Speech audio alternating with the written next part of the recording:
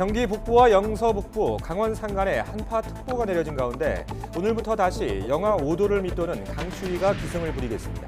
서울은 낮에도 기온이 영하 2도에 머물고 내일 아침 기온은 영하 9도까지 떨어지며 추위가 절정에 이르겠습니다. 유재수 전 부산시 부시장 감찰 중단 의혹을 수사하는 검찰이 특별감찰반의 감찰 자료 확보를 위해서 청와대 대통령 비서실을 6시간 동안 전격 압수수색했습니다. 지난해 12월 민간인 사찰 의혹 수사에 이어서 현 정부 들어 두 번째 청와대 압수수색으로 자료 임의 제출 방식으로 진행됐습니다.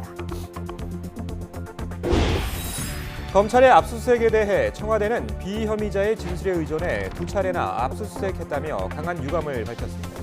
김기현 전 울산시장 주변 비위에 대한 이른바 하명수사 의혹에 대해선 한 행정관이 외부에서 받은 제보를 정상적으로 넘긴 것으로 확인됐다며 역공을 폈습니다. 검찰이 김기현 전 울산시장 주변 비위에 대한 이른바 하명수사 의혹 압수수색 과정에서 숨진 전 청와대 특감반원의 휴대전화를 가져가자 경찰이 되찾겠다며 검찰이 상대로 압수수색 영장을 신청했습니다. 검찰이 영장 신청을 받아들여 법원에 청구할 가능성은 거의 없는데 오랜 검경 갈등이 정면 충돌 양상으로 번지고 있습니다. 고액 상습 체납자 6,800여 명의 명단이 공개됐는데 이른바 황제 노역으로 공분을 산 허재호 전 회장과 아이리스 등 인기 드라마 작가인 최하은주 씨도 포함됐습니다. 이들 체납자는 세금을 안 내려 아파트 보일러실이나 외제차 트렁크에 현금을 숨기거나 수억 원의 고가 분재로 은닉하기도 했습니다. 1조 원이 넘는 과징금 부과에 반발해 다국적 통신업체 퀄컴이 공정거래위원회를 상대로 낸 취소 소송에서 법원이 공정위에 손을 들어줬습니다. 퀄컴이 사실상 시장 지배적 지위를 남용했다는 게 재판부의 판단입니다.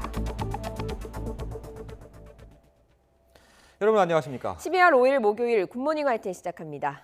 수도권 곳곳에 한파특보가 내려진 가운데 강추위가 기승입니다. 오늘은 낮에도 종일 영하권의 추위가 이어지겠고요. 내일은 오늘보다 더 춥겠습니다. 자세한 날씨 알아보죠. 권혜인 캐스터. 네, 야외 스튜디오에 나와 있습니다. 자, 현재 서울 기온 얼마나 떨어졌습니까? 네, 현재 서울 기온 영하 4.1도로 어제보다 2도가량 낮고요. 특히 찬바람이 강하게 불면서 체감온도는 영하 7.7도까지 뚝 떨어졌습니다. 오늘은 서울 낮 기온이 영하 2도에 머물면서 종일 영하권의 추위가 이어지겠고요. 내일은 서울 아침 기온이 영하 9도까지 곤두박질하면서 이번 강추위가 절정에 달하겠습니다. 오늘 내륙은 종일 맑은 하늘이 이어지겠습니다. 다만 호남 서해안과 제주 산간 지역에는 오후부터 밤 사이 1cm 안팎의 눈이 내리는 곳이 있겠고요. 충남 서해안과 호남 내륙에는 산발적으로 눈이 날리는 곳이 있겠습니다. 경기 북부와 영서 북부, 강원 산간 지역에 한파특보가 내려진 가운데 밤사이 기온이 10도가량 크게 떨어졌습니다. 설악산의 기온이 비공식 기록으로 영하 14도, 파주는 영하 7.5도, 철원 영하 6.3도, 대전 영하 0.9도로 대부분 지역이 영하권입니다. 낮에도 서울 기온 영하 2도로 영하권의 추위가 이어지겠고요. 대전이 2도, 광주 4도, 부산은 8도로 어제보다 7에서 9도가량 낮겠습니다. 이번 추위는 휴일까지 이어지겠고요. 주말 오전에는 중부지방에 또 한 차례 비나 눈이 내릴 전망입니다. 강추위가 찾아오면서 수도 계량기 동파의 위험이 급증하고 있습니다. 헌옷 보온재로 수도 간에 감싸주거나 장시간 외출하실 때는 온수를 약하게 흘려주시는 게 좋겠습니다. 지금까지 상암동 야외 스튜디오에서 YTN 권혜인입니다. 유재수 전 부산시 부시장 감찰 무마 의혹을 수사하는 검찰이 어제 청와대를 압수수색했습니다. 지난 2017년 청와대 특별감찰반이 유 전 부시장을 감찰한 자료를 확보하기 위해서입니다. 부장원 기자가 보도합니다. 유재수 전 부산시 부시장의 감찰 무마 의혹을 수사하는 검찰이 청와대를 전격 압수수색했습니다. 지난해 12월 민간인 사찰 의혹 수사에 이어 현 정부 들어 두 번째 청와대 압수수색입니다. 검찰이 지목한 압수수색 대상은 대통령 비서실이지만 실제로는 임의 제출 방식으로 진행됐습니다. 청와대는 형사소송법상 압수수색이 제한되는 주요 국가보안시설로 책임자의 승낙 없이 압수수색할 수 없기 때문입니다. 검찰의 이번 청와대 압수수색은 지난 2017년 유재수 당시 금융위 국장에 대한 청와대 민정수석실의 감찰 자료를 확보하기 위한 것으로 보입니다. 검찰은 특히 당시 특별감찰반이 유 전 부시장의 휴대전화를 정밀 감식한 자료를 주목하고 있습니다. 당시 특감반은 유 전 부시장의 통화 기록과 텔레그램 메신저 등에서 비위 사실을 상당 부분 확인했지만 돌연 감찰을 중단했습니다. 검찰은 최근 유 전 부시장 자택 등을 압수수색했지만 정작 휴대전화는 찾지 못했습니다. 이와 관련해 자유한국당 김도읍 의원은 최근 여러 전직 특감반원들로부터 민정수석실에서 유 전 부시장 감찰 자료를 모두 회수했다는 진술을 확보했다고 밝혔습니다. 감찰 무마나 인사 개입 의혹을 규명할 핵심 증거가 바로 청와대 안에 있다는 주장입니다. 검찰은 압수수색 성과에 대해 함구하고 있지만 얼마나 의미 있는 자료를 확보했는지에 따라 수사 속도에도 큰 차이가 있을 것으로 보입니다. YTN 부장원입니다. 청와대와 검찰의 갈등은 한층 격화하는 양상입니다. 청와대는 비위 혐의자의 진술에 의존해 두 차례나 압수수색을 했다며 강한 유감을 표명했습니다. 또 지난해 울산시장 관련 수사를 함영했다는 또 다른 의혹에 대한 자체 조사 결과를 발표하면서 검찰을 역으로 압박했습니다. 김영수 기자입니다. 6시간여에 걸친 서울 동부지검의 압수수색이 진행되는 동안 청와대는 관련 언급을 삼갔습니다. 압수수색이 끝나고 나서야 대변인 명의로 입장을 냈습니다. 검찰이 요청한 자료는 지난해 12월 김태우 사건 때 압수한 자료와 대동소이했다며 비위 혐의가 있는 제보자의 진술에 의존해 청와대를 거듭 압수수색한 것은 유감이라고 밝혔습니다. 청와대는 검찰 수사의 다른 축인 전 울산시장 측근비리 제보 경위에 대한 자체 조사 결과를 발표하며 역공을 폈습니다. 청와대가 이첩한 첩보 문건은 경찰 출신이나 특감반원이 아닌 민정비서관실의 한 행정관이 외부에서 받은 제보를 요약 정리한 것으로 확인됐다고 밝혔습니다. A 행정관이 재작년 SNS를 통해 받은 김기현 전 울산시장 측근 비리 제보를 요약 편집해 문건을 정리했다는 겁니다. 제보자는 A 행정관이 알고 지내던 공무원이고 정당 소속은 아니라고 청와대는 밝혔습니다. 선거 개입 의도가 있었던 것 아니냐는 의혹에 선을 그은 건데 신원은 공개하지 않았습니다. A 행정관은 외부 메일망의 제보 내용을 문서 파일로 옮겨 요약하고 일부 편집하여 제보 문건을 정리하였으며 그 과정에서 새로이 추가한 비위 사실은 없습니다. 이 문건이 절차에 따라 백원우 전 민정비서관, 박형철 반부패 비서관을 거쳐 경찰청으로 정상 이첩됐다는 얘기입니다. 다만 백 전 비서관은 이런 사실을 기억하지 못하고 있다고 청와대는 밝혔습니다. 첩보 문건 작성자도 당시 민정비서관도 또렷하게 기억 못할 정도로 일상적인 첩보 이첩 과정이었다는 설명입니다. 청와대가 전 울산시장 주변 수사와 관련한 첩보 작성 경위를 자세하게 밝힌 것은 숨진 전 특감반원이 이번 사안과 무관하다는 점과 검찰 수사가 무리하게 진행되고 있다는 점을 동시에 강조하려는 뜻으로 보입니다. YTN 김영수입니다.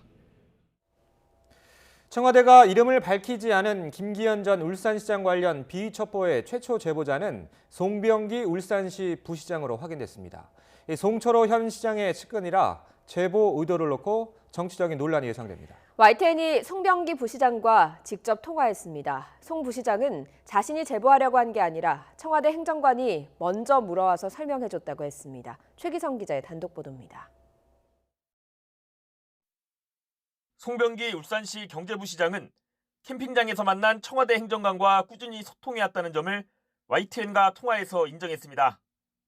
김기현 전 울산시장 주변 비위 첩보 제보자와 청와대 행정관 A씨가 캠핑장에서 만난 사이라는 청와대 설명과 일치하는 대목입니다. 캠핑장에서 만나는 그 행정관을 말씀하시는 거죠? 예. 하지만 김기현 전 시장 주변 비위 첩보를 청와대에 전달한 경위에 대해서는 다른 얘기를 했습니다. 청와대는 행정관 A씨가 2017년 10월쯤 SNS로 제보를 받았다고 했는데 송 부시장은 청와대에서 먼저 물어봐서 설명해 준 것이라고 밝혔습니다. 김기현 당시 울산시장 측근인 건설업자 김모 씨 고소고발 건을 물어보길래 대답했을 뿐이란 겁니다. 동향들을 가끔씩 가서 수집하시는 분이 있어요. 네. 정부에 그 김 고사 고발건 네. 관련해 가지고 네. 이제 언론에 계속 나오니까 네. 한번 이제 물어와 가지고 제가 대답을 했고 이후에도 행정관이 동향을 물어보면 여론 전달 형태로 여러 가지 내용을 전달하곤 했다고 밝혔습니다. 주 52시간제나 최저임금제 등 여러 사안에 대해 의견을 보냈다는 겁니다. 그 행정관에는 우리 이제 여론 전달 형태로 관련해가지고 지금 우리 지금 현재 사회에 돌아가는 동향들을 네네. 요청을 하면은 제가 네. 거기에 대해서 알려주고 그랬습니다. 어떤 형태로 의견을 전달했는지 밝히진 않았지만 폭넓은 주제에 대해 잦은 빈도로 소통했다는 점을 알 수 있습니다. 송 부시장에게서 정보를 받은 청와대 행정관은 검찰 출신으로 총리실 파견을 거쳐 청와대에서 근무하다가 다시 총리실로 복귀한 것으로 파악됐습니다. 김기현 전 시장 때 울산시 교통건설국장을 지낸 송 부시장은 지난해 지방선거에서 송철호 현 울산시장이 당선되면서 경제부시장에 올랐습니다. 청와대는 김기현 전 시장 비위 첩보의 출처가 외부 제보라는 조사 결과를 발표하며 하명 수사 의혹 진화에 나섰지만 논란은 수그러들지 않을 전망입니다. YTN 최기성입니다. 검경 갈등도 고조되고 있습니다. 검찰의 압수수색으로 전 청와대 특감반원에 휴대전화를 내준 경찰이 휴대전화를 되찾겠다며 압수수색 영장을 신청했습니다. 경찰이 신청한 영장을 검찰이 청구할지는 미지수입니다. 권남기 기자가 보도합니다. 검찰의 전격적인 압수수색으로 숨진 전 청와대 특감반원 A 수사관의 휴대전화를 내어준 경찰. 이틀 만에 휴대전화를 되찾겠다며 검찰을 상대로 압수수색 영장을 신청했습니다. 경찰은 A 수사관 사망 사건의 수사 주체는 경찰이고 사망 경위를 밝히기 위해선 휴대전화가 꼭 필요하다고 밝혔습니다. 경찰은 압수수색 대상으로 서울중앙지검 등에 있을 것으로 추정되는 휴대전화와 이미지 파일을 적시했습니다. 하지만 검찰이 경찰의 영장 신청을 받아들여 법원에 청구할 가능성은 거의 없습니다. 앞서 검찰 관계자는 경찰이 이미 타살 의혹이 없다고 결론 내린 만큼 압수수색에 근거가 없다며 부정적인 반응을 보였습니다. 특히 청와대 하명 수사 의혹과 관련해 경찰도 수사 대상이어서 휴대전화 내용을 공유하긴 어렵다고 주장했습니다. 기존 방침대로 휴대전화 포렌식 과정에서 경찰 관계자의 제한적인 참관만 허용하겠다는 겁니다. 검찰의 반려가 예상되는 상황에서 경찰이 굳이 영장 신청을 강행한 건 그만큼 경찰 내부의 반발이 크다는 사실을 보여줍니다. 검찰이 영장 청구를 하지 않을 것을 알면서도 영장을 신청한 것은 일종의 검경 수사권 조정을 앞두고 기싸움이라고 볼 수 있는 거죠. 검찰과 경찰의 해묵은 갈등이 검찰의 기습적인 압수수색을 계기로 정면 충돌 양상으로 번지고 있습니다. YTN 권남기입니다. 간추린 정치권 뉴스입니다. 하명 수사 논란 등으로 청와대와 검찰의 갈등이 격화하는 가운데 문재인 대통령이 이르면 내일 공석인 법무부 장관 후보자를 지명할 것으로 보입니다. 여권 관계자는 문 대통령이 금요일쯤 더불어민주당 추미애 의원을 법무부 장관 후보자로 지명할 것으로 본다면서 검증을 포함한 준비는 마무리 단계에 있다고 밝혔습니다. 자유한국당 나경원 원내대표는 원내대표 임기를 연장하지 않기로 한 최고위원회의 결정과 관련해서 원내대표로서의 발걸음을 여기서 멈추겠다고 밝혔습니다.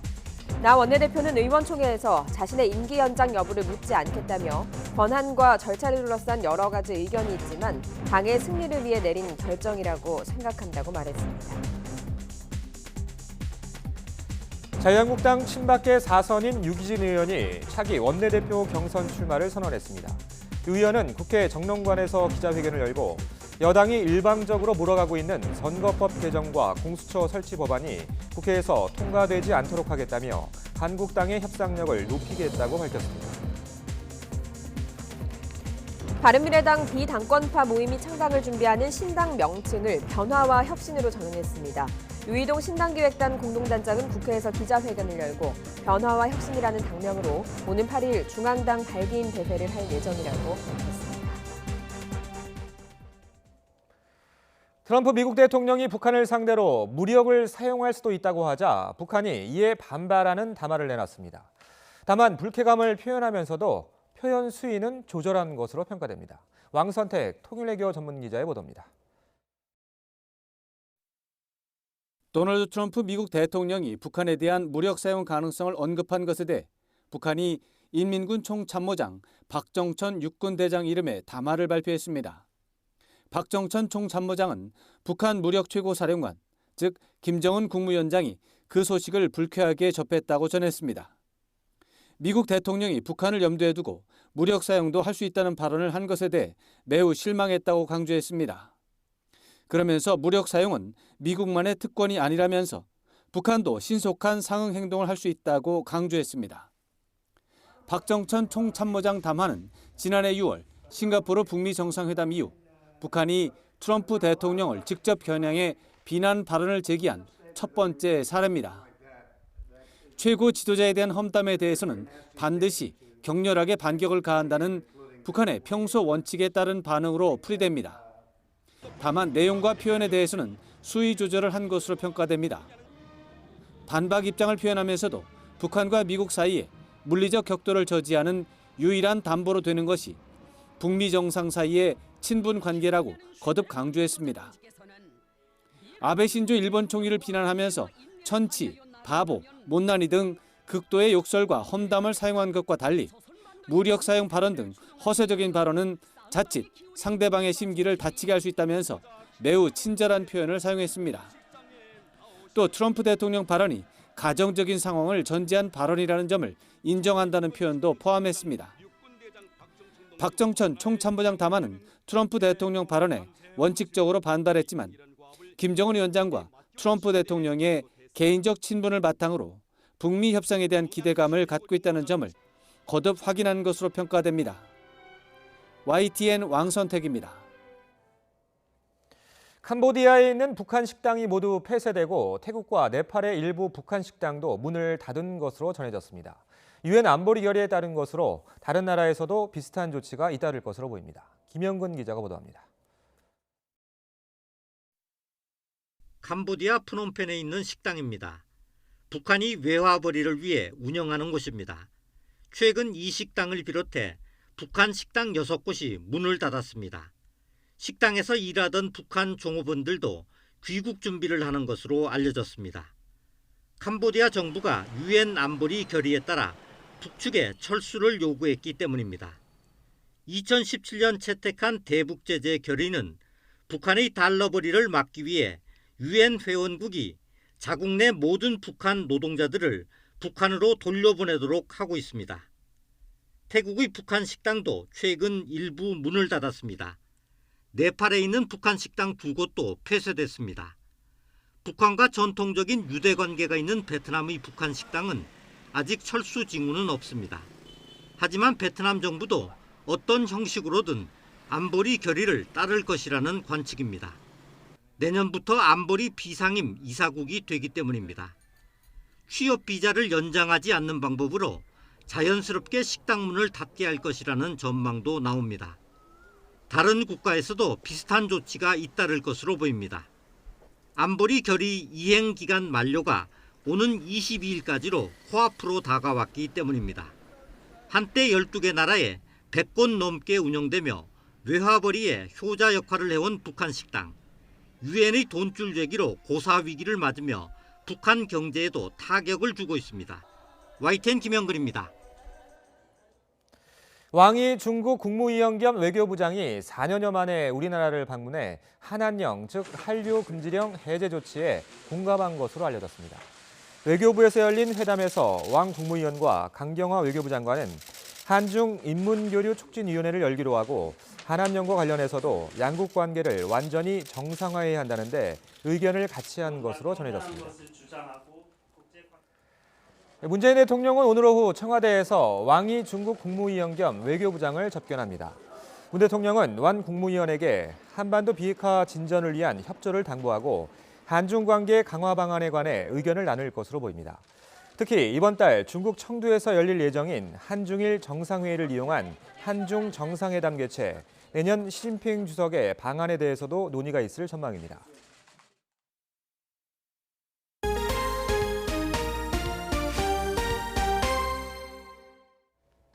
국세청이 고액 상습 체납자 6,800여 명의 명단을 공개했습니다.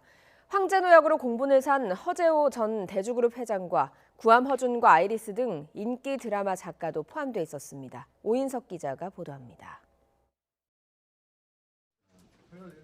국세청 재산추적팀이 수십억 원의 개별 소비세를 내지 않은 골프장 사무실을 수색합니다. 지금 국세청이 있습니다. 아, 국세청이요? 예. 요거는 지금 저희 2부 장사 거소름돈이고요. 예. 골프장 입장료를 현금으로만 받아왔는데 재산추적팀은 사무실 금고에 보관된 현금 1억 원을 압류하는 등 1,456억을 전액 징수했습니다.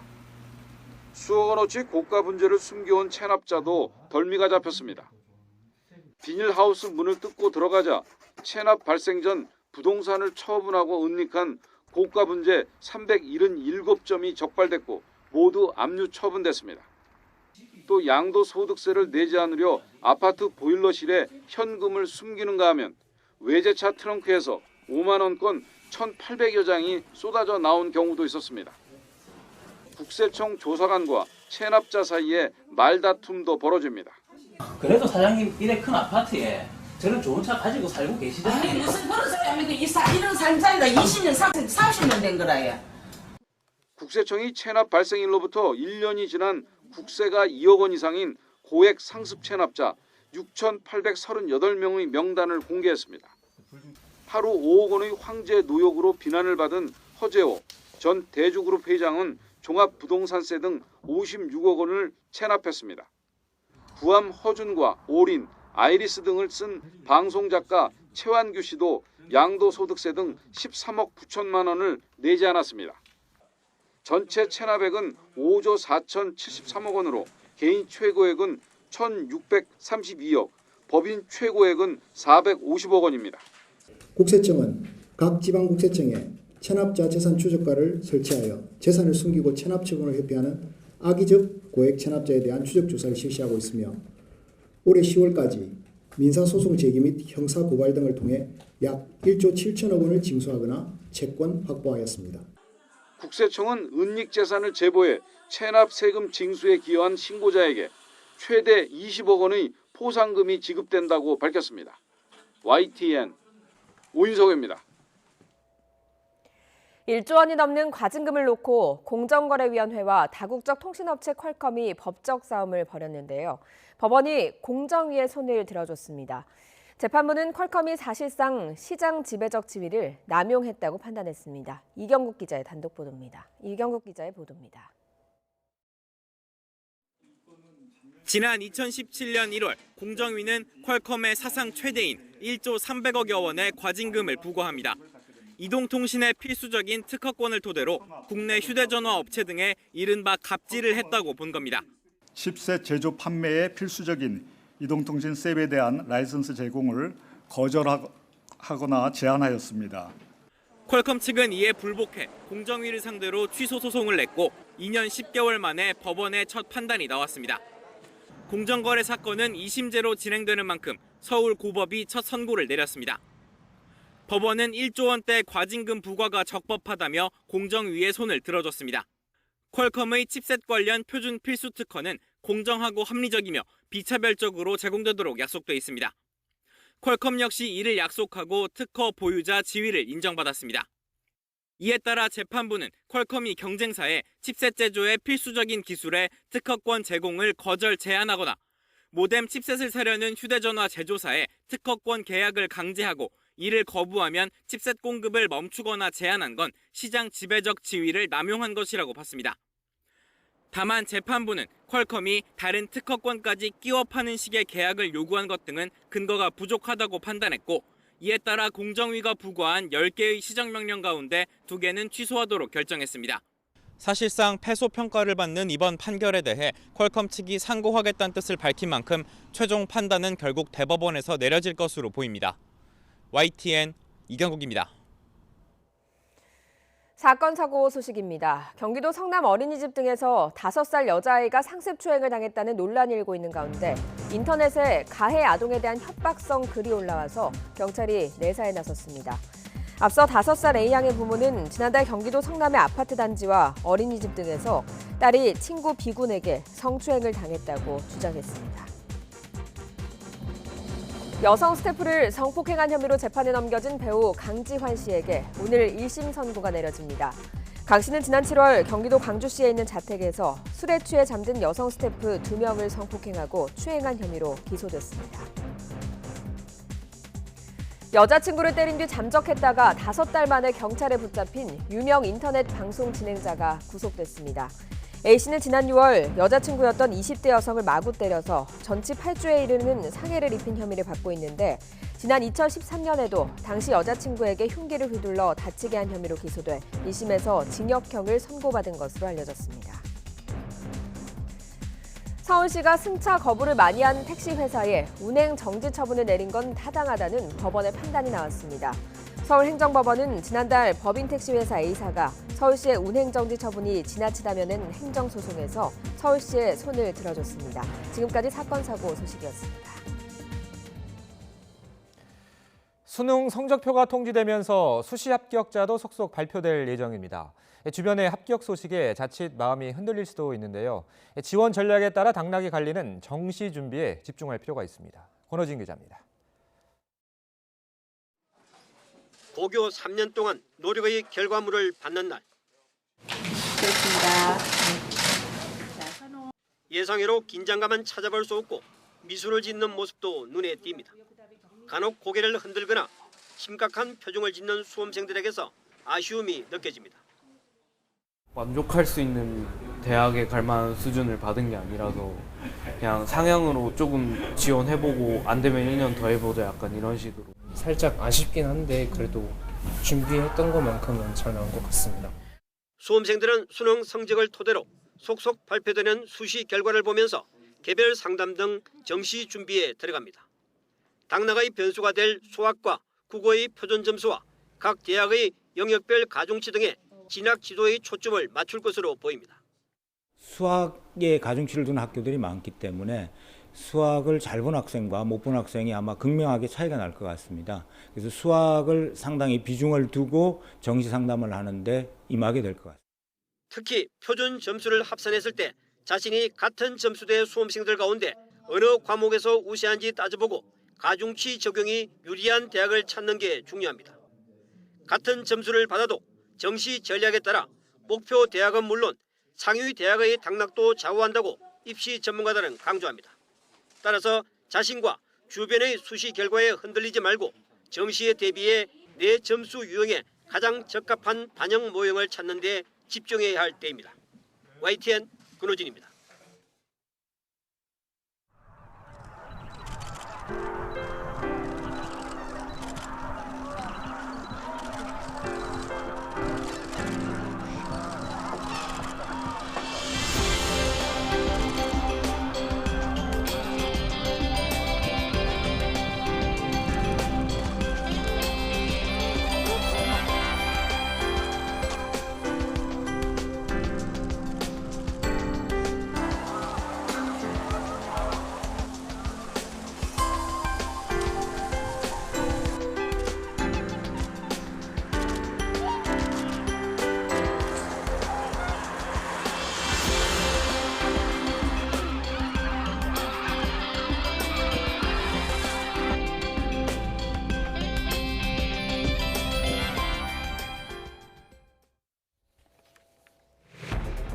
자유한국당은 황교안 대표와 최고위원회에 원내대표 임기 연장 불가 결정을 놓고 내부 반발이 일고 있습니다. 나경원 원내대표가 결정을 받아들였고 황 대표는 당 정비 의지를 밝혔지만 황 대표의 독단과 월권이라는 비판과 친황교안 체제에 대한 우려가 이어지고 있습니다. 자유한국당의 필리버스터 고수 입장에 맞서 더불어민주당과 나머지 야당이 협의에 들어갔습니다. 일단 시급한 내년도 예산안을 시작으로 선거제와 검찰개혁 법안, 민생법안 협상도 속도를 내기로 했습니다. 20대 청년 10명 가운데 7명은 현재 우리 사회가 노력이 통하지 않는다고 평가했고 실제로 불공정성을 경험했다고 설문조사에서 답했습니다. 또 10명 가운데 6명은 아이를 낳고 싶지 않다고 답했습니다. 경기 북부와 영서 북부, 강원 산간에 한파특보가 내려진 가운데 오늘부터 다시 영하 5도를 밑도는 강추위가 기승을 부리겠습니다. 서울은 낮에도 기온이 영하 2도에 머물고 내일 아침 기온은 영하 9도까지 떨어지면서 추위가 절정에 이르겠습니다. 청와대가 김기현 전 울산시장 주변 비위 첩보를 청와대 행정관이 외부 제보자한테서 받았다고 밝힌 가운데 이 제보자는 송병기 울산시 경제부시장으로 확인됐습니다. 송병기 부시장은 YTN과의 통화에서 3년 전쯤 캠핑장에서 만나 알고 지내던 청와대 행정관이 김기현 전 울산시장 측근의 고소고발건이 언론에 나오니까 물어와서 대답을 해준 적이 있다고 밝혔습니다. 앞서 청와대는 제보자 신원을 공개하진 않았습니다. 송병기 부시장은 송철호 현 울산시장의 측근이어서 지난해 지방선거 전 경찰 수사에 여권이 개입했다는 논란이 이어질 전망입니다. 청와대는 숨진 전 특별감찰반원의 지난해 1월 울산 방문은 이른바 고래고기 사건과 관련한 검경 갈등 실태 파악을 위한 것이었다며 해당 보고서를 공개했습니다. 청와대가 공개한 울산 고래고기 환부 사건 관련 확인 보고서는 지난해 1월 10일 민정비서관실에서 작성한 것으로 검찰과 경찰의 내부 여론, 향후 조치 등의 항목으로 이루어져 있습니다. 고민정 청와대 대변인은 분명히 밝힌 사실에 대해서도 억측과 의혹 보도가 뒤따르고 있다며 더 이상 고인의 명예가 훼손되지 않도록 신중을 기해달라고 당부했습니다. 청와대가 하명 수사 의혹에 대한 자체 조사 결과를 내놨지만 검찰은 공식적인 반응 없이 수사를 이어가고 있습니다. 검찰은 핵심 단서가 될 숨진 수사관의 휴대전화 분석을 이어가고 있지만 잠금을 해제하지 못해 애를 먹고 있습니다. 박기환 기자의 보도입니다. 청와대가 자체 조사 결과 발표로 이른바 하명 수사 의혹의 시작인 첩보 생성과 이첩 과정이 일부 드러났습니다. 특감반 출신이 아닌 또 다른 행정관이 외부 제보를 일부 편집해 요약했고 지난해 1월 A 수사관 등이 울산에 다녀온 곳과는 무관하다는 겁니다. 검찰은 청와대 자체 조사에 대한 공식적인 입장은 밝히지 않고 있지만 하명 의혹 수사 부담은 더 커진 셈입니다. 최초 첩보 생성 과정뿐 아니라 지난해 6월 지방선거 직전까지 이어진 경찰 수사에 청와대가 영향력을 행사했는지 전반적으로 살피고 있습니다. 우선 검찰은 압수수색을 통해 확보한 숨진 전 청와대 특감반원 A 수사관의 휴대전화 분석에 집중하고 있습니다. 숨진 A 수사관의 휴대전화가 안면인식 보안을 갖춘 아이폰 최신 기종이라 이틀째 잠금 기능을 풀지 못해 애를 먹고 있습니다. 검찰은 대검 디지털 포렌식 센터에서 이스라엘 포렌식 업체의 장비를 동원하고 있습니다. 비밀번호 자릿수에 따라 잠금된 휴대전화를 해제하는데 많게는 일주일 이상이 소요되고 특수문자가 포함되면 한 달까지 걸릴 수도 있는 것으로 알려졌습니다. 때문에 시간이 급한 검찰은 다른 정부기관과 외부 민간업체에 아이폰 잠금 해제와 관련한 협조를 요청한 것으로 전해졌습니다. 최신 아이폰의 잠금 설정은 미 연방수사국 FBI도 풀기 어려울 만큼 강력한 것으로 평가됩니다. 청와대와 검찰 사이 긴장감이 최고조에 이르는 가운데 숨진 A 수사관 휴대전화의 포렌식 성공 여부가 이번 수사의 최대 관건이 될 것으로 전망됩니다. YTN 박견입니다. 유재수 전 부산시 부시장 감찰 무마 의혹을 수사하는 검찰이 청와대를 압수수색했습니다. 서울 동부지방검찰청은 어제 오전 11시 반쯤부터 6시간 동안 청와대 대통령 비서실을 압수수색했다고 밝혔습니다. 이번 압수수색은 청와대가 주요 국가보안시설인 만큼 임의 제출 방식으로 진행됐습니다. 검찰은 이번에 확보한 자료 등을 토대로 당시 감찰이 중단되는 과정에서 감찰 내용이 외부로 유출되거나 이른바 윗선의 부당한 지시나 압력이 있었는지를 조사할 계획입니다. 청와대를 압수수색한 검찰은 윗선 수사에도 속도를 내고 있습니다. 감찰 책임 3인방 가운데 박형철 반부패 비서관, 백원우 전 민정비서관은 이미 조사를 받은 것으로 알려졌는데요. 민정수석실 최고 책임자였던 조국 전 수석에 대한 소환도 임박했다는 분석이 나오고 있습니다. 안윤학 기자입니다. 유재수 전 부산시 부시장에 대한 감찰 무마 의혹을 수사하는 검찰은 최근 백원우 전 청와대 민정비서관을 조사한 것으로 전해졌습니다. 백 전 비서관은 유 전 부시장에 대한 감찰 중단을 결정하고 감찰 내용을 금융위에도 전달한 것으로 지목된 인물입니다. 또 당시 민정수석실에서 최종적으로 유 전 부시장 감찰 중단을 논의한 이른바 3인회의 멤버이기도 합니다. 검찰은 백 전 비서관을 상대로 감찰을 중단하기로 한 배경에 대해 캐물은 것으로 전해졌습니다. 이와 함께 백 전 비서관이 당시 김용범 금융위 부위원장에게 전달한 유 전 부시장 감찰 내용도 조사 대상입니다. 검찰은 백원우 전 비서관 조사에 앞서 3인회의 참석자 가운데 한 명인 박형철 반부패 비서관도 조사를 마쳤습니다. 이 때문에 다음 순서는 조국 전 민정수석이라는 전망과 함께 소환이 임박했다는 분석이 많습니다. 조국 전 법무부 장관은 이와 관련해 지금까지 정상적인 절차에 따라 감찰을 중단한 것이라는 입장을 이어왔습니다. 첩보를 조사를 한 결과 그 비첩보 자체에 대해서는 근거가 약하다고 보았습니다. 그래서 민정비서관실의 책임자인 백원우 비서관에게 금융위에게 통지하라고 제가 지시했습니다. 검찰은 그러나 최근 드러난 유 전 부시장의 혐의로 볼 때 설득력이 떨어진다고 보고 있습니다. 따라서 여권 또는 청와대 인사들의 감찰 무마 중단 압박이 있었을 가능성에 주목하고 있습니다. 검찰은 또 유 전 부시장의 메신저 내용을 분석하면서 이른바 윗선의 실체를 파악하는 데도 심혈을 기울이고 있습니다. YTN 안윤학입니다.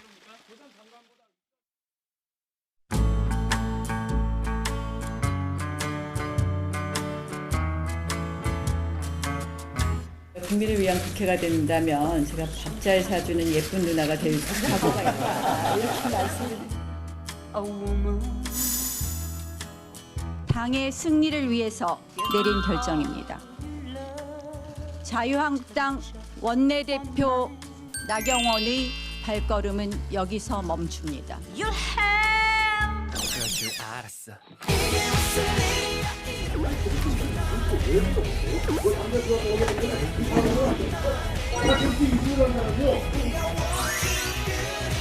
이런 식으로 당 운영에 대해서는 정말 곤란하다.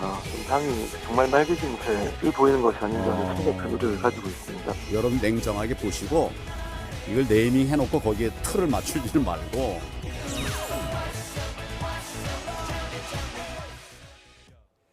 자유한국당이 황교안 대표와 최고위원회의 원내대표 임기 연장 불가 결정을 두고 진통을 겪고 있습니다.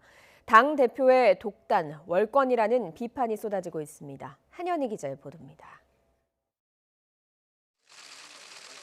임기 연장 불가 방침에 침묵하던 자유한국당 나경원 원내대표가 굳은 표정으로 소속 의원들 앞에 섰습니다.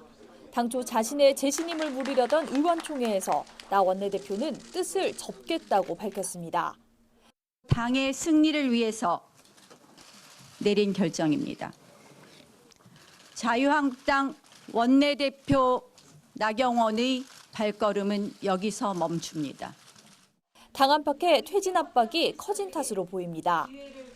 황교안 대표가 당을 재정비하고 있는 상황 속에 공천 가산점 논란부터 패스트트랙 법안 협상까지 번번이 불협화음을 내온 것이 임기 연장의 부담으로 돌아온 겁니다. 당 내에서는 황 대표 중심의 체제로 당을 정비하는 일련의 과정으로 보는 시각이 많습니다. 장제원 의원은 황 대표가 사실상 나 원내대표를 해임한 것이라며 문제를 제기했고, 어저께 모습은 누가 봐도 해임하는 모습이었잖아요. 그건 맞지가 않죠. 그거는 짚고 넘어가야 된다. 제가 발언을 했습니다. 친박계 재선인 김태흠 의원 역시 황 대표와 최고위가 권한밖의 결정을 내렸다며 원점에서 다시 결정해야 한다고 공개 비판했습니다. 이런 부분들을 짚고 넘어가지 않으면은 당 운영에 대해서도 독선과 그 최고위원회와 당 대표의 독선과 독주가 흐를 수 있다. 이런 부분에 대해서 저는 지적을 한 거죠. 황 대표가 쇄신을 명분으로 당 장악력을 높이는 데 대한 불만이 불거져 나오는 것으로 풀이됩니다. 하지만 황 대표는 친황 체제라는 말에 강한 반감을 표시하며 당 정비의 의지를 표명했습니다. 제 인사 이분에 관해서 한번 여러분 면밀하게 보세요. 그게 친황 인사인가?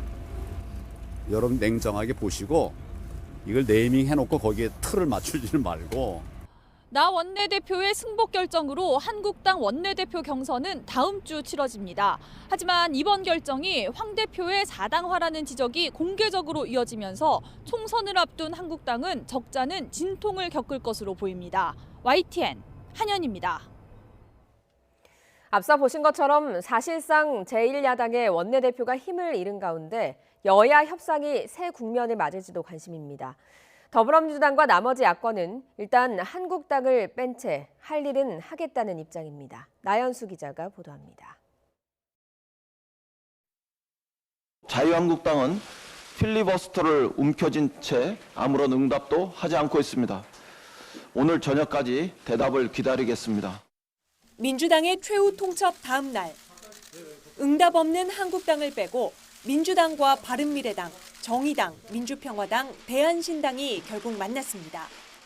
첫날 모인 대표들은 각 당의 예산안 담당자들, 정기국회가 끝나는 10일 전까지 내년도 예산안 처리를 목표로 이번 주 안에 증감액에 대한 각 당 입장을 취합해 최종 수정안을 내놓겠다는 계획입니다. 이제 오늘이 수요일이기 때문에 이제 현실적으로 6일은 어렵다고 생각하고요. 그러면 남은 기한은 다음 주 월요일인 9일이 되지 않을까 이렇게 생각합니다. 예산안 처리 후 각 당 원내대표가 참여하는 4+1 회동에서 선거제 개혁 법안, 공수처법, 수사권 조정 법안 순으로 협상이 진행될 것으로 전망됩니다. 일단 4+1 중심으로 가지만 한국당의 협상의 문은 열어뒀습니다. 한국당 원내 지도부가 바뀌는 만큼 막판 협상 가능성이 있다고 본 겁니다. 어떤 형태건 간에 자유한국당에게 우리의 입장을 전하고 또 자유한국당의 입장을 전달받을 수 있는 실질적인 통로 이런 것들은 만들어야 된다고 생각을 합니다. 이미 버스가 떠날 시간이 된 것 아니냐는 게 민주당의 설명입니다. 목적지가 다르다고 버틸 것인지 지금이라도 올라타 길을 찾아볼 것인지 4+1 협의체가 시동을 걸고 한국당을 압박하고 있습니다. YTN 나연수입니다. 네, 한풀 꺾였던 강추위가 다시 시작됐습니다. 경기 북부와 강원 지역에는 한파주의보가 내려졌는데요. 설악산의 기온이 영하 14도로 전국에서 가장 낮고 파주 영하 7.9도, 서울 영하 4.4도까지 떨어졌고요. 찬바람 때문에 체감온도는 2, 3도가량이 더 낮습니다. 낮에도 영하권 추위는 계속됩니다. 서울 기온 영하 2도에 머물겠고요. 내일은 영하 9도로 추위가 절정에 달하겠습니다. 대설인 토요일에는 영하권 추위 속에 서울 등 중서부 지방에 눈이나 비가 오겠습니다. 오늘 호남 서해안과 제주 산간은 오후부터 밤 사이 눈이 내리겠습니다. 양은 1cm 안팎으로 많지 않겠습니다. 그 밖에 내륙은 맑은 날씨가 이어지겠고요. 미세먼지 걱정 없겠습니다. 강원 동해안은 건조주의보가 발효 중인 만큼 불씨 관리 철저히 해주시기 바랍니다. 낮 기온 어제보다 7도에서 9도가량 크게 내려갑니다. 서울 영하 2도, 춘천과 청주 1도, 대구 5도가 예상됩니다. 날씨 정보였습니다.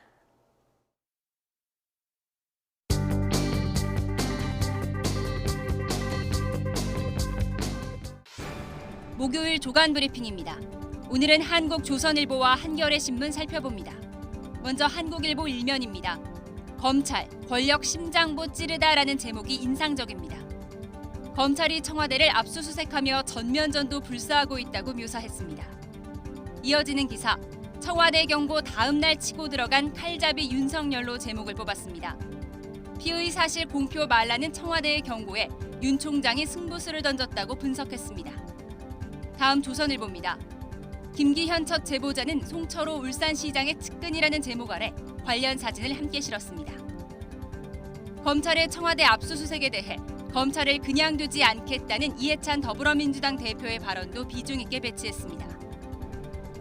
한겨레 역시 관련 소식을 일면에 담았습니다. 청와대의 적극적인 해명에도 불구하고 하명 수사 의혹에 대한 검찰 수사는 계속될 것으로 보인다고 전망했습니다.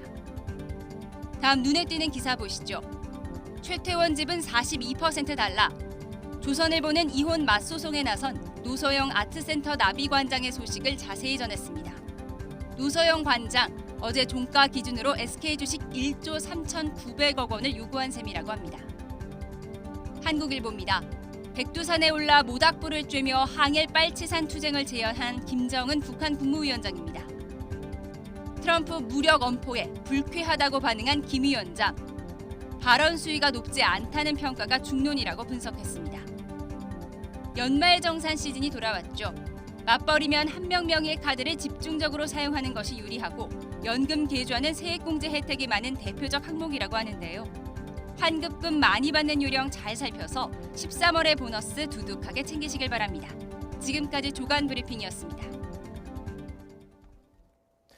피고인을 무조건 처벌하기보단 스스로 문제를 해결하도록 기회를 제공하는 치유법원 프로그램이 국내에서 처음으로 시행됐습니다.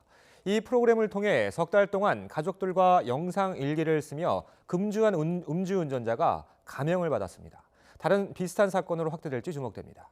강희경 기자가 취재했습니다. 이른 저녁 34살 허모 씨가 2명의 자녀와 평범한 하루를 보내고 있습니다. 오늘도 퇴근하고 애들이랑 밥 먹고 이제 과일 먹으면서 책 보고 공부 좀 시키고 오늘도 하루 마무리할 겁니다. 매일 가족과 함께하는 저녁 시간이 이렇게 휴대전화에 고스란히 담겼습니다. 이로부터 며칠 전만 해도 음주운전 전력이 있던 허 씨는 음주 뺑소니 혐의로 다시 기소돼 1심에서 징역 1년을 선고받고 수감 중이었습니다. 하지만 항소심에서 새로운 기회를 잡았습니다. 서울고등법원 형사 1부가 허 씨를 상대로 전국 최초로 치유법원 프로그램을 실시한 겁니다. 범죄의 원인이 된 문제를 해결하기 위해 일정 기간 동안 과제를 수행하게 함으로써 책임감 있는 시민으로 변화할 수 있는 기회를 주는 제도입니다. 3개월 동안의 금주와 밤 10시 이전 귀가를 조건으로 허 씨를 석방했고 매일 동영상과 활동 보고서를 일기처럼 비공개 카페에 올리도록 했습니다. 재판부와 변호인은 물론 검사까지 힘을 모아 응원과 지지의 댓글을 달며 허 씨를 격려했습니다. 하루도 빠지지 않고 그 정해진 시간에 동영상을 업로드해 주셨고 저희 변호인 그다음에 재판부에서도 잘 이행했음에 대한 어떤 그 박수와 축하의 메시지를 남겼습니다. 약속을 지킨 허 씨에게 재판부는 징역 1년을 선고한 1심 판결을 파기하고 징역 6개월의 집행유예 1년을 선고했습니다. 재판부는 허 씨가 치유법원 프로그램 첫 졸업자로서 우리 사회에 밝고 따뜻한 희망의 메시지를 전파해주기 바란다고 당부했습니다. 1심 때는 이제 막연하게 이제 술을 먹지 말아야지라고 생각을 했지만 지금은 이제 술을 먹으면서 이제 뭐를 많이 이제 제가 잃을 수 있는 부분이 뭐가 있는지를 많이 깨닫게 됐습니다. 또 이번 결과를 토대로 우리나라에서 치유법원 프로그램이 정식으로 시행되길 기대한다고 밝혔습니다. YTN 강희경입니다. 20대 청년 10명 가운데 7명은 현재 우리 사회에 대해 노력이 통하지 않는다고 평가했습니다. 또 10명 가운데 6명은 아이를 낳고 싶지 않다고 답했습니다. 김승재 기자가 취재했습니다. 노력은 배신하지 않는다. 현재 한국 사회에서 이 명제는 통용되는가? 인구보건복지협회가 지난 10월 20대 청년 1000명에게 온라인 설문조사한 결과 74%가 그렇지 않다고 답했습니다. 실제로 불공정함을 경험해봤다는 응답도 74%였는데 여자가 남자보다 많았습니다. 불공정 이유로는 윗세대의 부조리, 경제력, 성별 순으로 꼽았습니다.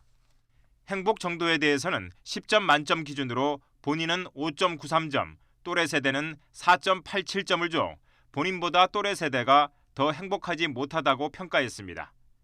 일상 속 행복으로는 가족, 친구, 연인과 맛있는 음식을 먹을 때가 제일 많았고 좋아하는 사람들과 취미 생활을 같이 할 때가 뒤를 이었습니다. 20대 전체에서 사회의 불공정함을 경험했다는 응답률이 높고 또래 세대가 행복하지 못한 편이라고 자체 평가를 하고 있어 이런 경험과 생각이 20대의 현재 결혼과 자녀에 대한 생각에 영향을 미친 것이 아닌가. 향후 출산 의향에 대해서는 10명 중 6명이 낳고 싶지 않은 편이라고 응답했고 그 이유로는 이 사회가 아이를 키우기 좋지 않아서라는 응답이 36%로 가장 높았습니다. 또 4명 중 1명은 생필품을 살 때, 10명 중 7명은 취업을 위한 강의 수강비에 대해 재정적 부담을 느낀다고 답했습니다. YTN 김승재입니다. 백두대간 덕유산 일대에 반달가슴곰이 사는 것으로 확인됐습니다. 무인 카메라에 찍힌 반달가슴곰의 모습 황선욱 기자가 전해드립니다. 지리산에서 직선 거리로 50km 떨어진 덕유산 자락 삼봉산. 반달가슴곰 한 마리가 무언가를 열심히 먹고 있습니다. 30살 된 어린 곰과 어른 곰의 중간 크기로 9월 초 무인 카메라에 촬영된 사실이 최근 확인됐습니다. 애벌레도 주로 좋아하는데 곤충이나 애벌레 종류를 먹고 있는 그런 장면으로 판단이 되어집니다. 방사한 반달가슴곰과는 달리 귀에 발신기가 없어서 자연에서 태어난 것으로 보입니다. 또 목 주변에는 올무에 걸린 듯한 흔적도 뚜렷합니다. 목에 어떤 라인이 그려져 있는 것을 볼 수 있는데요. 올무에 의해서 걸린 것으로 판단이 되어집니다. 올무에 걸린 상태에서 발버둥 치다가 도망가서 떨어진 것으로 추정되고요. 덕유산 일대에서 반달가슴곰이 발견된 건 이번이 처음으로 지리산에서 넘어온 것으로 추정됩니다. 현재 지리산에 사는 반달가슴곰은 67마리로 적정 서식 밀도 78마리에 점차 육박하고 있습니다. 이에 앞서 지난 6월에는 백두대간 구간인 전라북도 장수에서 반달가슴곰이 확인됐습니다. 환경부는 지리산을 벗어난 장수와 덕유산 일대에서 반달가슴곰이 잇따라 확인됨에 따라 백두대간을 따라 서식지가 확대될 가능성이 큰 것으로 보고 있습니다. YTN 황순욱입니다. 아베 일본 총리가 이른바 벚꽃 스캔들에서 헤어나오질 못하고 있습니다. 자신의 해명에 연일 발목을 잡히고 있는 겁니다. 이번엔 일본 정부가 초청자 명부를 서둘러 폐기한 이유를 둘러대면서 뜬금없이 장애인 직원을 거론했다가 거센 비난을 받고 있습니다. 도쿄 황보현 특파원입니다. 국가 공로자들이 초청됐다는 일본 정부 주장과 달리 아베 총리 지역구 주민들은 물론 2조 원대 피해를 낸 다단계 사기업체 회장까지 초청된 사실이 드러난 정부 주최 벚꽃놀이. 야당은 초청자 명단 공개를 요구했는데 일본 정부는 개인정보 보호를 이유로 거부했습니다. 桜見る会の個々の招待者やその推薦元については、個人に関する情報であるため従来から回答差し控えさせていただいています。 그래도 명단 공개 요구가 사그라지지 않자 벚꽃놀이가 끝난 지 채 한 달도 안 된 5월 9일 관련 문서와 파일을 모두 폐기했다면서 공개 불가를 선언했습니다. 매년 치르는 행사와 관련된 가장 중요한 자료를 서둘러 폐기한 건 누가 봐도 이상한 대목. 더 이상한 것은 그날 오전에 한 야당 의원이 벚꽃놀이 초청자 명부를 달라고 요청한 직후 폐기가 이루어진 점입니다. あまりにもドンピシャリですよ。名簿も資料も破棄したから分かりませんと、国会で言い逃れするために招待者名簿等を破棄したんじゃないですか。違いますか。 아베 총리는 야당의 자료 요청과는 전혀 관련 없는 우연의 일치라고 주장했습니다. 障害者雇用の短時間勤務職員の勤務時間等との調整を行った結果、使用予定日が5月9日となったことから、その予定通り廃棄したものであり、 담당자가 장애인 직원이라서 폐기에 시간이 오래 걸리는 점을 고려해 다른 부서와 함께 쓰는 문서 절단기를 문제가 된 5월 9일에 예약해 폐기했을 뿐이라는 겁니다. 하지만 공문서를 석연치 않게 서둘러 없앤 게 문제의 본질인데 엉뚱하게 장애인 직원을 거론하며 초점을 흐린 아베 총리의 답변을 두고 인터넷을 중심으로 비난이 폭주하고 있습니다. 네티즌들은 개인정보 보호를 이유로 초청자 명단 공개를 거부하더니 뒤늦게 힘없는 비정규직 장애인 직원이 폐기했다며 중요한 개인정보를 공개적으로 밝힌 것은 말도 안 되는 일이라고 꼬집었습니다. 도쿄에서 YTN 황보현입니다. 미국에서 홍콩 인권법이 제정되면서 미국과 중국이 마찰을 빚고 있죠. 이번에는 미 하원이 신장 위구르 지역의 인권 문제를 빌미로 위구르 법안을 통과시켰습니다. 두 번 모두 중국을 제재하는 내용이라 중국이 즉각 반발하고 나서면서 미중 무역 합의 타결에도 먹구름이 들이우고 있습니다. 베이징 강성욱 특파원입니다. 미국은 중국이 서부 위구르인들을 수용소에 가둬 감시하고 탄압하고 있다고 주장해왔습니다. 이번에 미 하원을 통과한 위구르법은 대통령이 수용소 폐쇄를 직접 촉구하도록 했습니다. 관련된 중국 당국자의 미국 비자는 금지되고 중국 기업들은 미국과의 거래를 제한받게 됩니다. We are sending a message to Beijing. America is watching and we will not stand silent. 중국 정부는 잊지도 않은 위구르 인권 문제를 미국이 날조하고 있다며 강력 반발했습니다. 터무니없는 내정 간섭이자 국제법 위반이라는 겁니다. 또 중국 내 소수민족을 이간질하는 저의가 뭐냐고 따지면서 맞대응을 경고했습니다. 美方利用涉疆问题挑拨中国民族关系，破坏新疆繁荣稳定，遏制中国发展壮大的图谋，绝对不可能得逞。 중국의 거센 반발로 타결 직전까지 온 1단계 무역 합의에 대한 기대도 낮아지고 있습니다. 所以我们不会为协议达成或者不达成设定任何的时间期限。 트럼프 대통령은 무역 협상을 내년 대선 이후로 미룰 수 있다고 엄포를 놨습니다. 중국은 한편으로 협상 타결을 바라면서 동시에 미국과의 장기전에도 대비하는 모습입니다. 다만 둔화 추세에 접어든 중국 경제가 이 상황을 얼마나 버텨낼 수 있을지가 변수입니다. 베이징에서 YTN 강성웅입니다.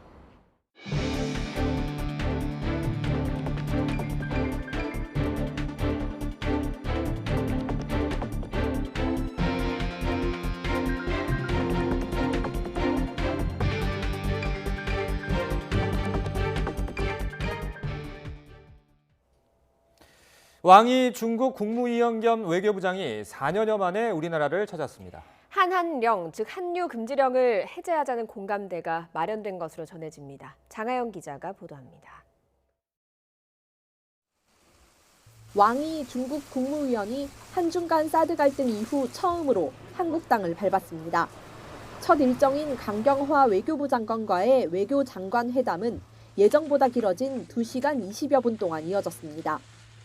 우리나라와 중국 사이에 인문교류 촉진위원회를 열기로 하고 현재 중국의 한한령, 즉 한류 금지령을 푼다는데 양측이 공감한 걸로 전해졌습니다. 북한 동향과 북중 관계에 대해서도 최근 김정은 북한 국무위원장의 백두산 등정까지 폭넓게 거론하면서 북한이 연말 시한을 이유로 한반도 긴장을 고조시켜서는 안 된다는 데 의견을 같이 한 걸로 알려졌습니다. 관심이 쏠리는 시진핑 중국 국가주석의 방안에 대해서도 긍정적인 논의가 오갔습니다. 왕 국무위원은 회의가 길어진 건 두 나라의 관계가 좋기 때문이라고 웃으며 이야기했습니다. 我们是邻国，我们要加强我们的高层的交往。我们会通过渠道来就此进行协商，好吗？ 앞서 왕 국무위원은 모두 발언에서 현재 세계 평화의 가장 큰 위협은 일방주의고 다른 나라에 대한 내정 간섭은 안 된다며 미국을 겨냥하기도 했습니다. 当然也反对干涉别国的内政。当前世界和平稳定面临的最大威胁，就是单边主义在破坏现今的国际秩序，霸凌行径在挑战国际关系的基本的准则。 왕이 국무위원은 방한 이튿날 문재인 대통령을 예방하고 정재계 인사들을 불러 한중 우호 협력을 위한 오찬을 가질 예정입니다. YTN 장하영입니다. 유엔 안전보장이사회가 북한의 최근 단거리 발사체 발사에 대응해 현지 시각 4일 비공개 회의를 개최했습니다. 유럽 지역 6개국 유엔 대사는 안보리 회의 직후 북한을 규탄하는 공동 성명을 발표했습니다. 유럽 6개국 유엔 대사는 북한에 잇따른 탄도미사일 발사에 깊은 우려를 표명한다면서 이런 도발적인 행위들을 규탄한다고 밝혔습니다. 캄보디아에 있는 북한 식당 6곳이 모두 문을 닫은 것으로 알려졌습니다. 현지 소식통들은 캄보디아 정부가 유엔 안보리 결의에 따라서 북측에 북한 식당을 모두 폐쇄하고 종업원들을 모두 북한으로 복귀시키라고 요구했다고 전했습니다. 다른 나라에서도 안보리 결의 이행 기간 만료를 앞두고 비슷한 조치가 잇따를 것으로 보입니다. 아베 신조 일본 총리가 정보 수집 작전을 수행하고 걸프 해역에서 상선이 안전하게 운항할 수 있도록 해상 자위대를 중동에 파병하는 방안을 검토 중이라고 교도통신이 보도했습니다. 교도통신은 아베 총리가 이란 대통령 특사 자격으로 일본을 방문한 아바스 아락치 이란 외무차관을 만나 이 같은 구상을 전달했다고 전했습니다. 최태원 SK그룹 회장과 이혼 소송 중인 아내 노소영 아트센터 나비 관장이 최 회장을 상대로 위자료를 지급하고 회사 주식을 나눠야 한다면서 맞소송을 냈습니다. 노 관장은 자신의 SNS를 통해서 치욕적인 시간을 보낼 때도 일말의 희망을 갖고 기다렸지만 이제 희망이 보이지 않게 됐다며 여생은 사회를 위해 헌신하겠다고 밝혔습니다. 서울시가 승차 거부를 많이 한 택시 회사에 운행 정지 처분을 내린 것은 타당하다는 법원 판단이 나왔습니다. 서울행정법원은 운행 정지 처분으로 인한 택시 회사의 손해보다 그로 인한 공공이익이 더 크다고 판단했습니다. 내년부터 학자금 대출을 받았다가 불의의 사고로 사망하거나 장애를 갖게 될 경우 채무를 대부분 면제받게 됩니다. 교육부는 이런 내용의 취업 후 학자금 상환 특별법 시행령과 한국장학재단 설립 등에 관한 법률 시행령 일부 개정안을 입법 예고한다고 밝혔습니다. 성인 10명 가운데 8명 가까이는 자신이 쓰레기 분리배출을 잘하고 있다고 생각하지만 실제로는 잘못된 방법으로 버리는 사람이 3명꼴인 것으로 나타났습니다. 한국소비자원이 지난달 전국 성인 남녀 1000명을 설문조사한 결과 여성은 77%, 남성은 86%가 자신이 쓰레기 분리배출을 잘하고 있다고 응답했습니다. 더불어민주당이 최근 검찰이 정치에 개입하고 있다며 연일 비판을 쏟아내고 있는데요. 네, 잠시 후 민주당 내 공정수사특별위원회가 첫 회의를 엽니다. 현장으로 가보겠습니다.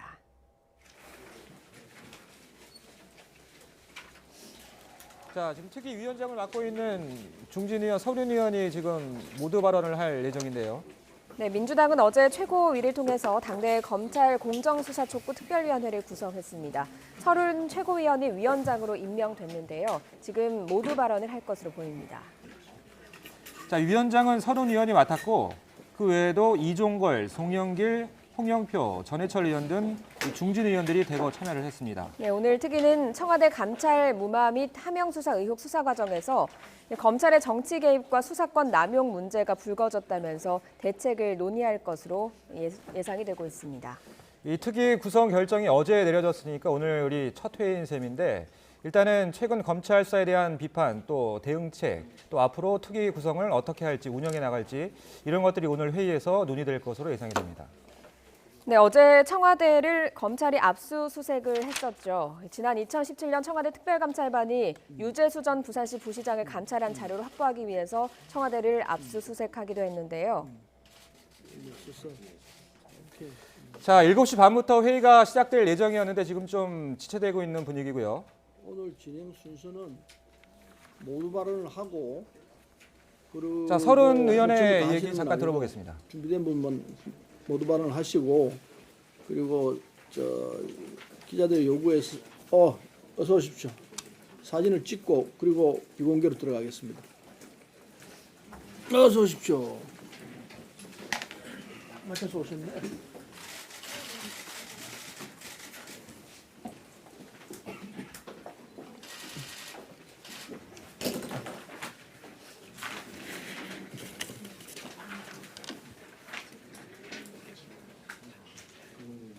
우리 이노문 전문위원 어디 계시죠?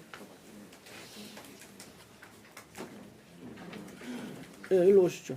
예.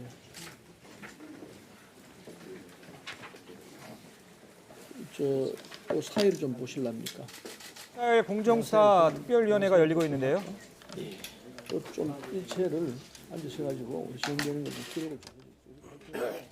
자, 저희가 특별위원회 회의에 맞서서 이 서른 위원장을 맡은 서른 의원의 모두 발언을 들려드리려고 했는데 좀 지체가 되면서 자세한 내용은 이어지는 뉴스에서 다시 연결해서 들어보도록 하겠습니다. 다음 소식입니다. 이 귀리는 다양한 영양 성분이 풍부해서 슈퍼푸드로 불리는데요. 이 귀리에 들어있는 성분이 치매 예방에 효과가 있다는 연구 결과가 나왔습니다. 안전성 검증 등 몇 가지 단계를 거치면 식품이나 의약 원료로 사용할 수 있을 것으로 보입니다. 김학무 기자입니다. 귀리에는 단백질과 지방, 비타민 B, 필수 아미노산 등이 다른 곡물보다 풍부하게 들어있습니다. 덕분에 식품학적 가치가 매우 높은 슈퍼푸드로 불리는데 이제 여기에 한 가지가 더 추가됐습니다. 바로 아베난스라마이드란 물질인데 곡물 중에 오직 귀리에만 들어있습니다.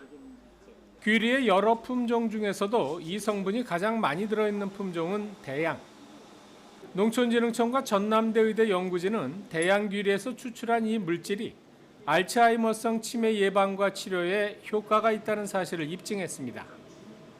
알츠하이머를 유도한 쥐에 이 물질을 2주간 투여했더니 기억력이 정상 수준으로 개선됐고 치매에서 잘 나타나는 공격적인 행동도 줄었습니다. 이 치매 쥐의 뇌에는 염증이 많이 생기는데 이 아베나스라마이드 C에 의해서 염증이 완화되고 그걸로 인해서 이제 기억력까지 회복이 되는 그런 결과를 얻었습니다. 국내 치매 환자 수는 65세 이상 고령자의 10%인 75만 명으로 이에 관련한 비용만 연간 16조 원. 이런 치매 환자의 60 내지 70%가 알츠하이머성 치매라서 이번 귀리의 효능 연구가 더 주목받고 있습니다. 네, 아베나시 성분을 대량으로 확보하는 기술이나 안정성 평가를 거치면 기능성 식품이나 의약 소재로 충분히 활용이 가능할 것으로 봅니다. 연구진은 이번 연구 결과를 미국과 유럽, 중국에 특허 출원하고 최근 국제학술지에 관련 논문을 게재했습니다. YTN 김학무입니다.